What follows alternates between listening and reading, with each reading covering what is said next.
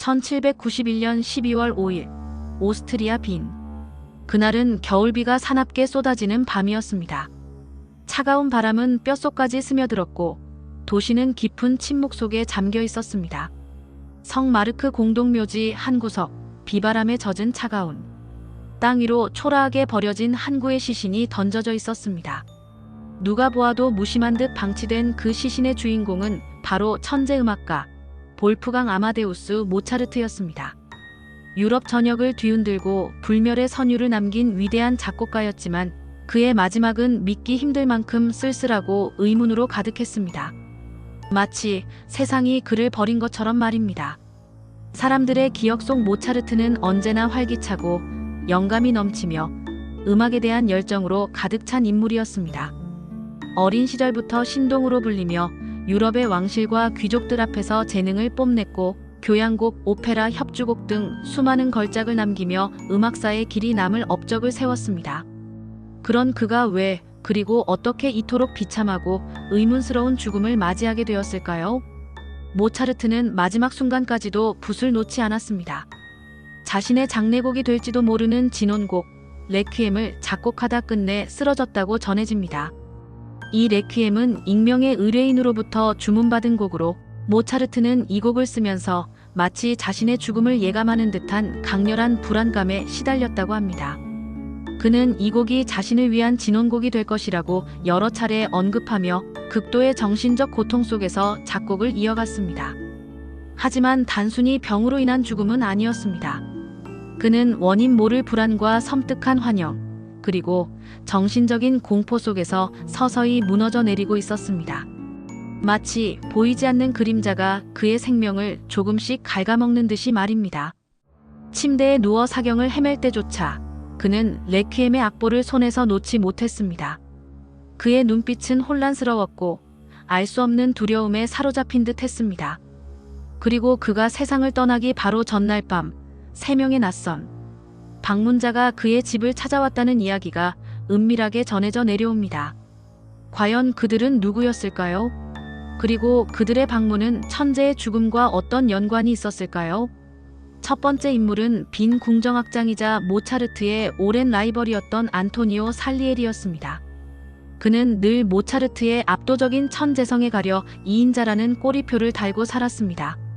살리에리에게는 모차르트의 모든 것이 견딜 수 없는 질투의 대상이었습니다. 모차르트의 빛나는 재능, 사람들의 찬사, 심지어 그의 자유분방한 기질까지도 말입니다. 살리에리는 모차르트의 음악을 이해하지 못하는 것이 아니라 오히려 너무나 완벽하게 이해했기에 더욱 괴로워했습니다. 신이 모차르트에게만 재능을 몰아준 것에 대한 깊은 불만과 원망이 그의 마음속에 자리 잡고 있었을 것입니다. 후대에 전해지는 살리에리가 모차르트를 독살했다는 섬뜩한 소문은 바로 이 지독한 질투에서 시작됩니다. 당시 소문이 파다했던 살리에리의 모차르트 독살설은 푸시킨의 희곡 모차르트와 살리에리와 영화 아마데우스를 통해 더욱 널리 알려지게 됩니다. 영화 속 살리에리는 모차르트의 재능을 인정하면서도 그 재능이 신에게서 온 것임을 이해할 수 없어 괴로워하며 결국 모차르트를 파멸로 이끌려는 모습을 보입니다. 그는 모차르트의 레퀴엠 작곡을 비밀리에 의뢰하여 모차르트에게 육체적, 정신적 압박을 가함으로써 그를 죽음에 이르게 하려 했다는 섬뜩한 계획을 실행하는 것으로 묘사됩니다. 그러나 실제 역사 속에서는 살리에리가 당시 최고의 음악가 중 한 명이었고 황제의 총애를 받으며 빈 음악계에서 확고한 지위를 누리고 있었기에 모차르트에게 열등감을 느낄 이유가 없었다는 주장도 강하게 제기됩니다. 심지어 모차르트와 살리에리가 함께 작곡한 칸타타 오피리아의 회복이 발굴되면서 둘의 관계가 단순히 경쟁적인 것만은 아니었다는 재평가도 이루어지고 있습니다. 그들은 서로의 음악을 존중하고 교류하는 관계였을 가능성도 배제할 수 없습니다. 하지만 모차르트 사후 살리에리가 독살했다는 소문은 쉽게 가라앉지 않았습니다. 특히 말년에 살리에리가 정신착란 증세를 보이며 내가 그를 죽였다라고 말했다는 이야기는 이 소문에 더욱 힘을 실어주었습니다. 그의 마지막 고백은 병세로 인한 헛소리였을까요? 아니면 죄책감에 시달리던 한 인간의 뒤늦은 참회였을까요? 숨겨진 진실의 단편이었을까요? 두 번째 방문자는 고위 관료이자 귀족이었던 호프데멜 백작이었습니다. 그의 아내 막달레나는 한때 모차르트의 제자이자 연인이었다는 소문이 파다했습니다. 당시 보수적인 귀족 사회에서 이는 결코 용납될 수 없는 치욕적인 스캔들이었습니다. 더욱이 호프데멜 백작은 엄격한 성품과 높은 도덕성을 중시하는 인물이었습니다. 명예와 가문을 목숨처럼 중시하던 호프데멜 백작에게 모차르트의 존재는 가문의 명예를 더럽히는 불쾌하고 위험한 존재였을지도 모릅니다. 그의 아내 막달레나가 모차르트와의 불륜 관계로 인해 임신을 했다는 소문까지 돌면서 호프데멜의 분노는 극에 달했을 것입니다. 이 소문은 당시 빈 사교계에 빠르게 퍼져나갔고 호프데멜 백작은 사람들의 손가락질과 비웃음의 대상이 되었습니다. 호프데멜은 프리메이슨 단원이기도 했는데 모차르트와 같은 프리메이슨 단원인 그가 자신의 아내와 모차르트의 불륜 관계를 알고 질투심에 사로잡혀 모차르트를 살해했다는 설도 존재합니다. 심지어 그는 분노를 이기지 못하고 아내 막달레나를 살해한 후 자살했다는 이야기까지 전해지며 모차르트의 죽음과 얽힌 또 다른 비극적인 스토리를 만들었습니다. 만약 이 소문이 사실이라면 호프데멜은 단순히 명예를 회복하기 위해서가 아니라 사랑과 배신에 대한 지독한 복수심으로 모차르트를 제거하려 했을 가능성도 배제할 수 없습니다. 과연 그가 모차르트의 죽음에 직접적으로 관여했을까요? 아니면 모차르트를 둘러싼 수많은 스캔들 중 하나에 불과했을까요? 명확한 증거는 없지만 호프데멜의 존재는 모차르트의 죽음 뒤에 숨겨진 치정극의 가능성을 암시합니다. 마지막으로 그림자처럼 베일에 쌓인 존재, 프리메이슨이 있었습니다. 모차르트는 28세에 프리메이슨에 가입하며 이 비밀스러운 사교단체의 일원이 되었습니다. 그는 프리메이슨의 이상과 철학에 깊이 공감하며 그들의 의식과 상징을 모티브로 한 음악을 여러 편 작곡했습니다. 특히 오페라 마술피리는 프리메이슨의 사상과 이상을 대중에게 전달하기 위한 목적으로 작곡되었다는 평가를 받습니다. 이 작품은 이성과 계몽을 강조하며 당시 계몽주의 시대의 흐름과 프리메이슨의 가치를 완벽하게 구현한 걸작으로 손꼽힙니다. 그러나 문제는 여기서 시작되었습니다. 프리메이슨은 철저한 비밀 유지를 생명으로 여기는 단체였습니다. 그들의 의식과 상징은 외부인에게 절대로 공개되어서는 안 되는 것이었습니다. 모차르트가 마술피리를 통해 프리메이슨의 비밀스러운 의식과 상징을 대중에게 공개적으로 드러낸 것은 단체의 규율을 심각하게 위반하는 행위였습니다. 이는 마치 신성한 비밀을 세속적인 오락거리로 전락시킨 것으로 받아들여질 수도 있었습니다. 만약 그가 프리메이슨의 더 깊고 위험한 비밀을 누설하려 했다면, 혹은 이미 누설했다면 조직은 침묵을 강요하기 위해 극단적인 방법을 선택했을지도 모릅니다. 프리메이슨은 당시 유럽의 정치와 사회에 막강한 영향력을 행사하는 비밀 조직이었습니다. 그들의 위계 질서와 규율은 매우 엄격했고 배신자나 규율 위반자에게는 가차없는 처벌이 뒤따랐습니다.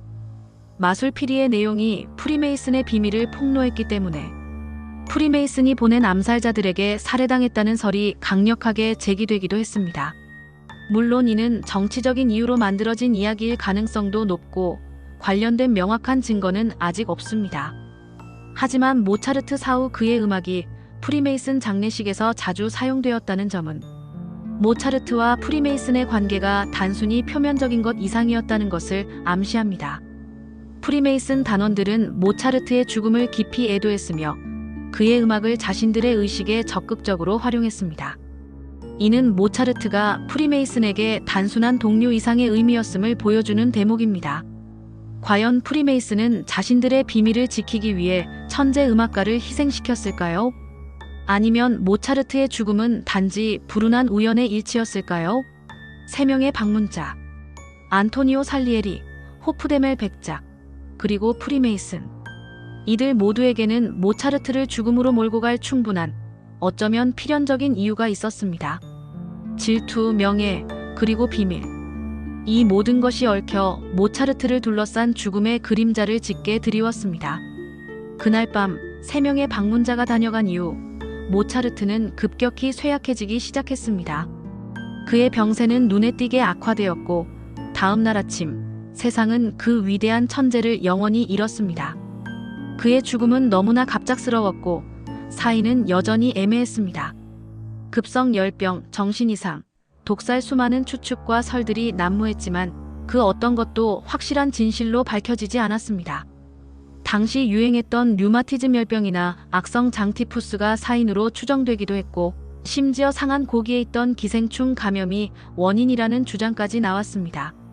일부 학자들은 모차르트가 수은 중독이나 비소 중독으로 사망했을 가능성도 제기합니다. 당시 의학기술로는 정확한 진단이 어려웠고 부검조차 제대로 이루어지지 않았기에 그의 죽음은 영원한 미스터리로 남게 되었습니다. 그리고 220여 년이 지난 지금도 모차르트의 묘지는 비밀처럼 행방이 묘연합니다. 성 마르크 공동묘지 한 구석에 이름 없는 무덤으로 묻혔다고 전해질 뿐 정확한 위치는 알려지지 않았습니다. 당시 빈에서는 전염병 확산을 막기 위해 시신을 집단 매장하는 관습이 있었기에 모차르트의 유해가 어디에 묻혔는지 정확히 알 수 없게 된 것입니다.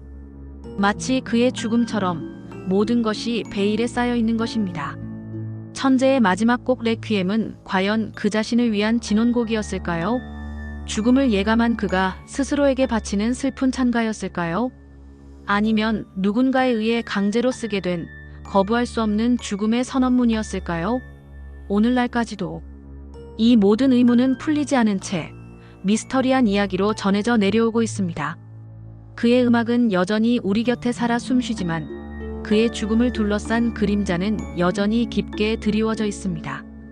이 이야기는 과연 실화일까요? 아니면 당신의 상상일까요?